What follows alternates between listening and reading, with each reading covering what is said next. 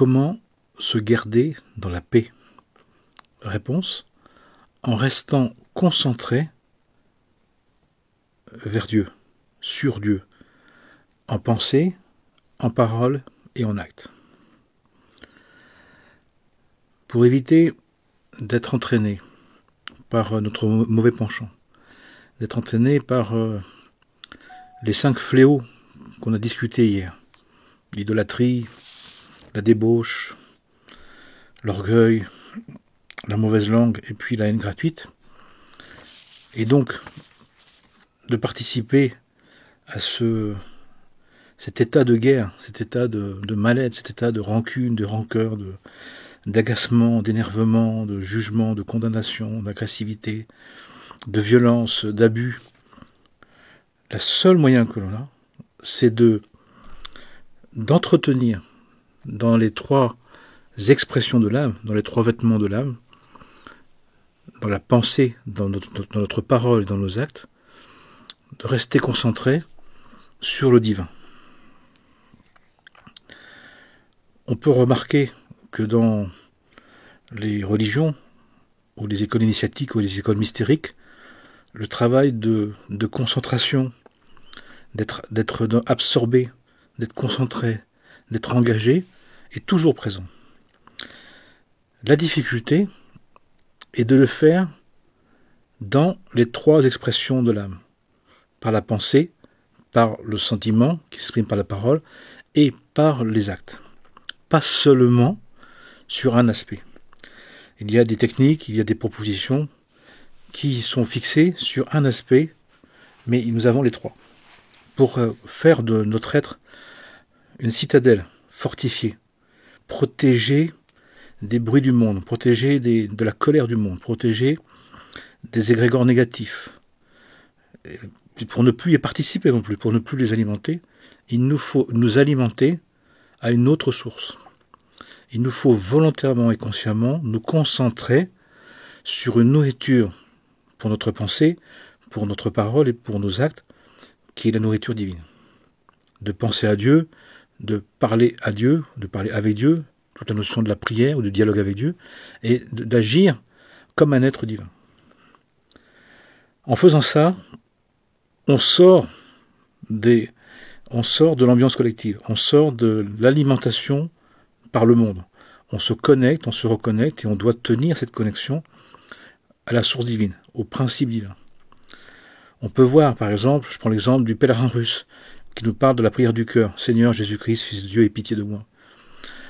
L'idée, c'est que toute la pensée se consacre à penser à Dieu, à penser à dire la parole. Il s'agit, de penser à parler à Dieu en permanence, quoi qu'on fasse. Et c'est toujours la même chose. Et on peut prendre plein de styles, plein de formats, plein de propositions chrétiennes, musulmanes, juives, taoïstes, hindous, bouddhisme. L'idée, c'est d'être accaparé, d'être impliqué, d'être engagé dans une production volontaire à une connexion spirituelle, une connexion du divin au divin, une connexion divine. Dans notre pensée, je pense à Dieu, je parle avec Dieu, je prie Dieu, et j'agis comme un être divin. En faisant ça, on crée une armure spirituelle, on crée une citadelle spirituelle.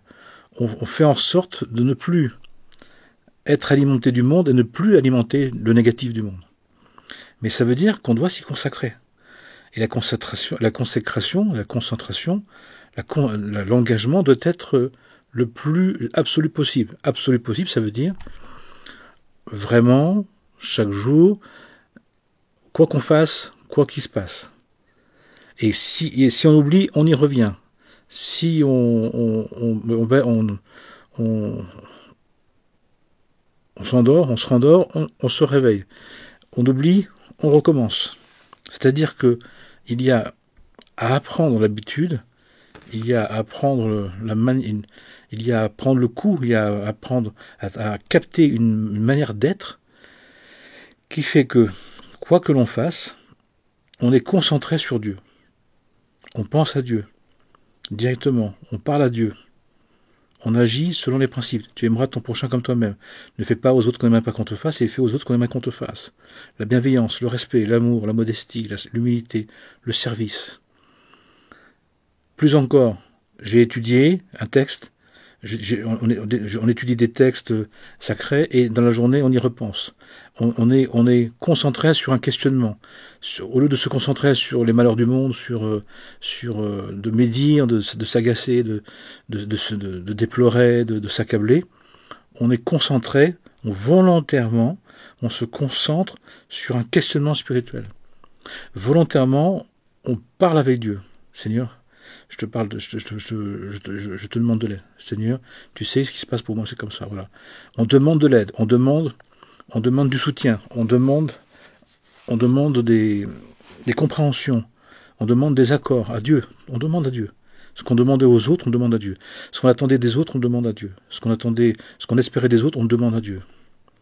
Ce que les autres peuvent nous donner, on l'apprécie, on peut le prendre, et ce que le monde ne nous donne pas, ce que les autres ne nous donnent pas, qui ne nous donnent plus, pas assez, on le demande à Dieu. Seigneur Dieu, j'ai envie de ça, j'ai envie de réussir.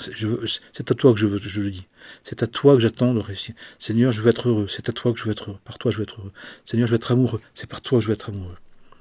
C'est-à-dire qu'on choisit volontairement et consciemment de demander à notre Créateur, à notre Maître, à notre Seigneur, à notre Roi, de nous gouverner, d'être le gouvernail, d'être la nourriture, d'être l'énergie, d'être la présence, d'être l'ami, d'être l'amour, d'être le père, d'être la mère, d'être l'essentiel, d'être le compagnon de vie, le compagnon de route, le maître de ma vie, le seigneur de ma vie, le roi de ma vie, qui fait que je ne donne plus au monde, ni au monde extérieur, ni à mon monde personnel, à moi, à notre personnalité, le pouvoir. Au contraire, je reconnais que je ne veux plus de pouvoir, je ne veux pas laisser, et je ne veux pas que le monde me contrôle ou me dirige.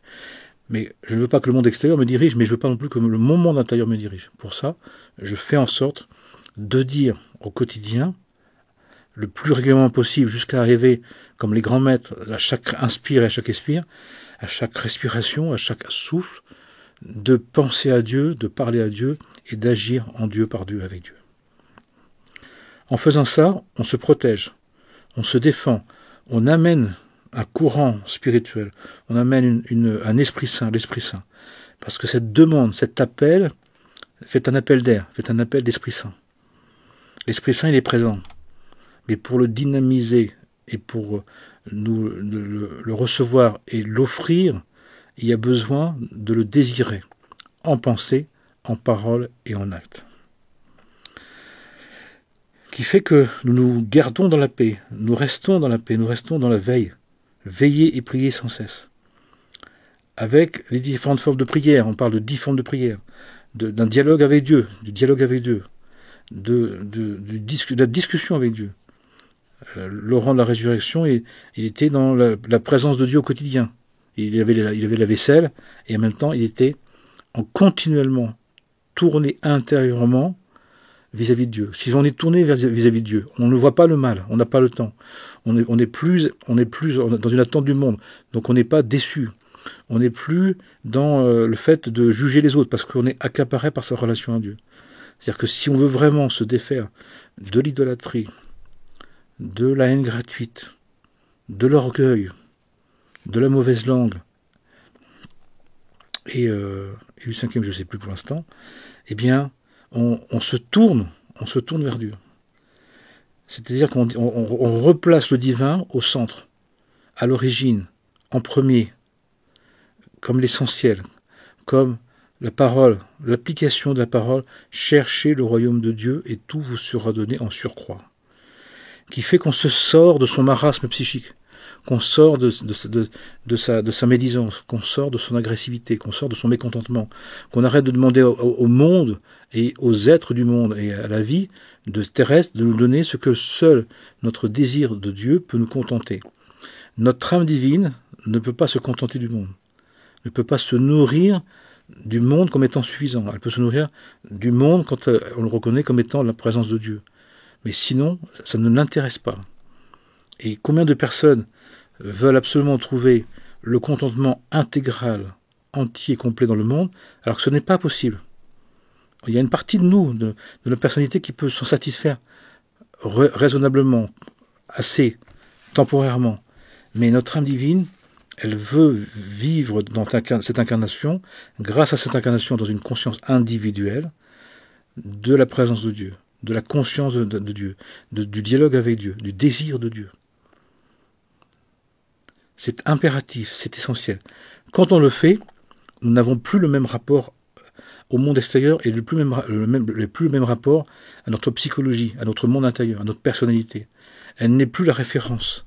Le monde n'est plus la référence et nous ne sommes plus la référence. C'est Dieu qui est notre référence. Qui fait qu'il y a une distance, il y a une tranquillité, il y a un apaisement, il y a une rassurance, il y a une modestie, il y a une humilité, il y a une bienveillance, il y a une compréhension différente. Parce que nous ne sommes pas pris par le monde, ni extérieur, le monde extérieur, ni le monde intérieur. Nous n'attendons pas tout du monde. Nous n'attendons pas tout des autres. Ce que le monde peut nous donner, bon, béni soit-il. Ce que les autres peuvent nous apporter, béni soit-il. Mais on n'attend rien du monde, on n'attend rien des autres. Et donc le complément, on le cherche avec Dieu. Et plus on va chercher ce complément avec Dieu, plus on comprend que finalement, ce n'est pas un complément, que c'était la priorité, c'était la base.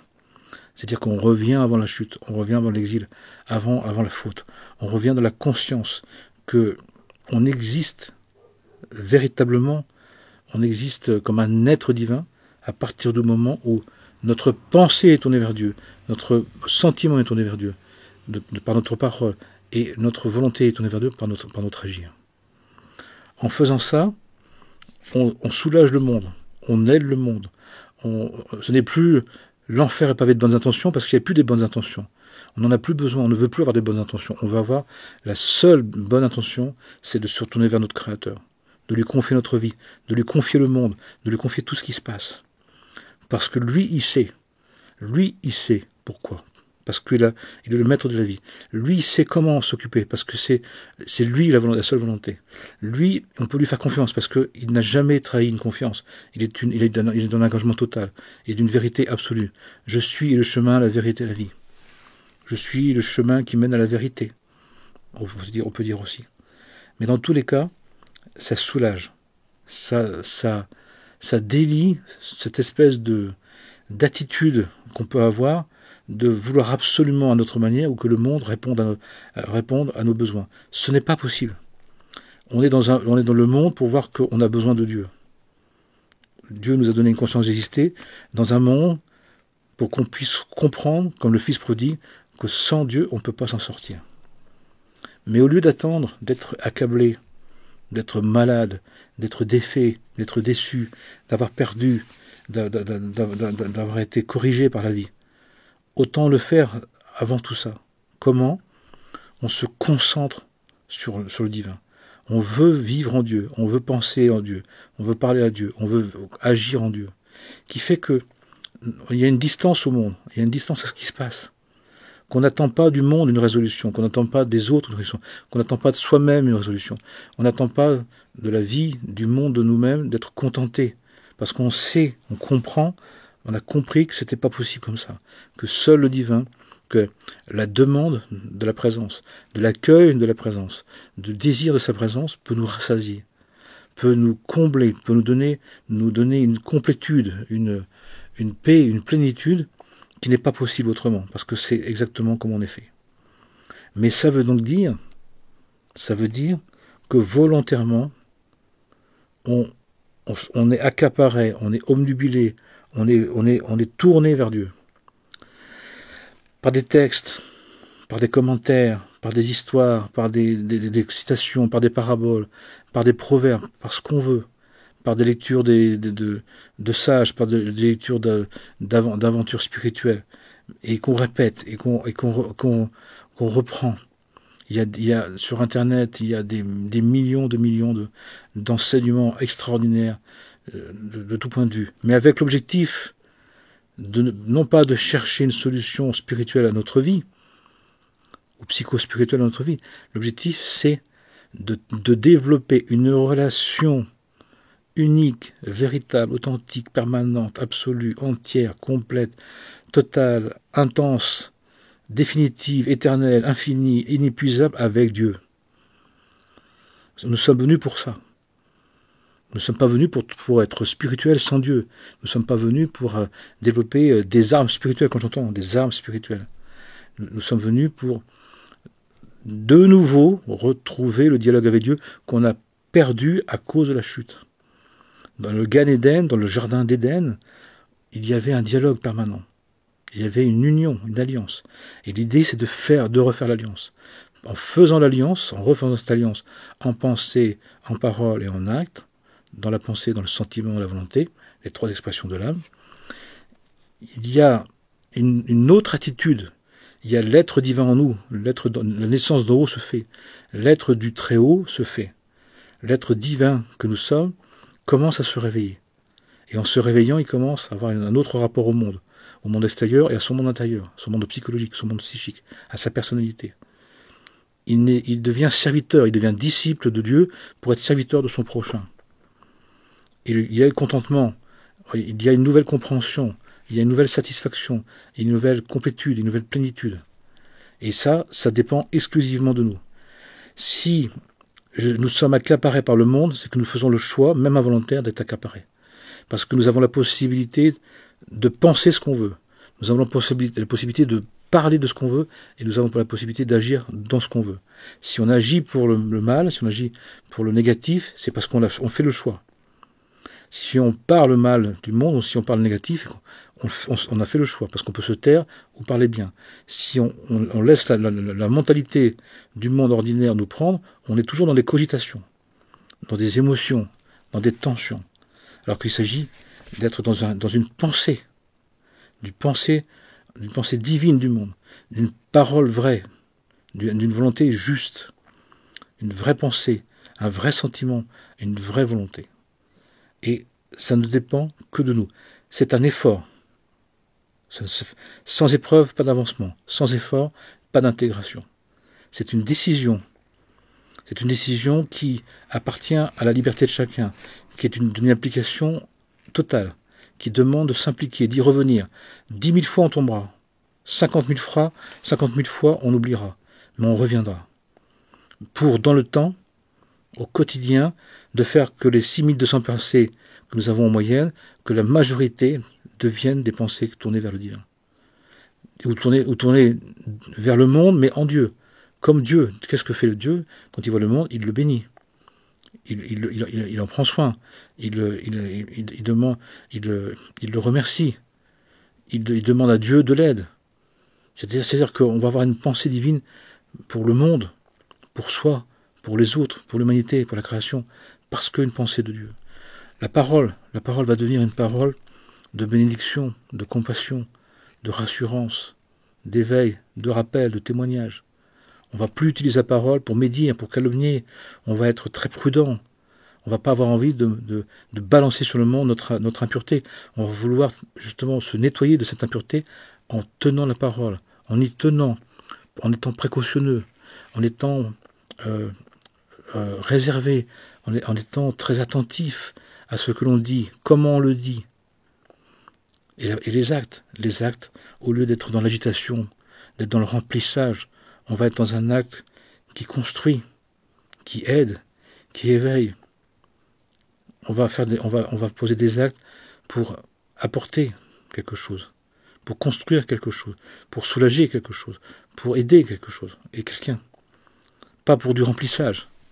Mais ça veut dire qu'on est concentré sur de retrouver, de reconstruire le dialogue avec le divin, le lien avec le divin, l'alliance avec Dieu.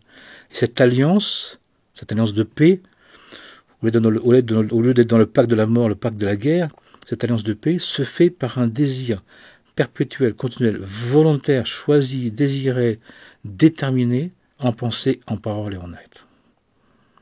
C'est une question de choix, c'est une question de volonté, c'est une question de désir, c'est une question d'avoir envie.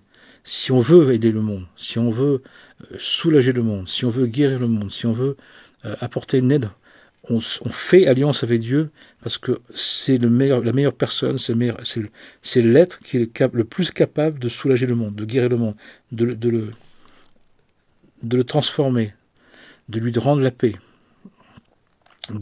d'empêcher la guerre, de nourrir les êtres du bien-être spirituel, du bien-être de la présence, le véritable bien-être, de la présence au quotidien. Il ne s'agit pas d'être présent, simplement d'être dans l'instant présent, il s'agit d'être à chaque instant, en pensée et en parole et en acte, avec Dieu, pour Dieu, avec Dieu. Puissiez-vous en avoir envie pour qu'on puisse participer justement à soulager le monde de nos attentes, de nos dénégations, de nos rancœurs, de nos remords, de tout ce qui finalement, le monde, de tout ce qu'on attend que le monde ne peut pas nous donner. Demandons à Dieu tout ce qu'on a besoin. Et acceptons que le monde peut nous donner un peu, mais ce qu'il ne peut pas nous donner, c'est à Dieu qu'il faut le demander. Jusqu'au point où on comprendra que c'est seul Dieu, il n'y a que Dieu qui nous le donne, vraiment. Et à ce moment-là, on se garde dans la paix en restant concentré sur Dieu, et en restant dans la paix, on ne participe pas à la guerre, on ne participe pas à cet état de tension, cet état d'agressivité, cet état de violence, de frustration, d'agressivité, de médisance, de calomnie, que les personnes entretiennent, parce qu'il y a une frustration. Dire comment ça se fait que je suis là et je ne peux pas avoir ce que je veux. Parce que tu le demandes au monde qui ne peut pas te le donner, il faut le demander à Dieu.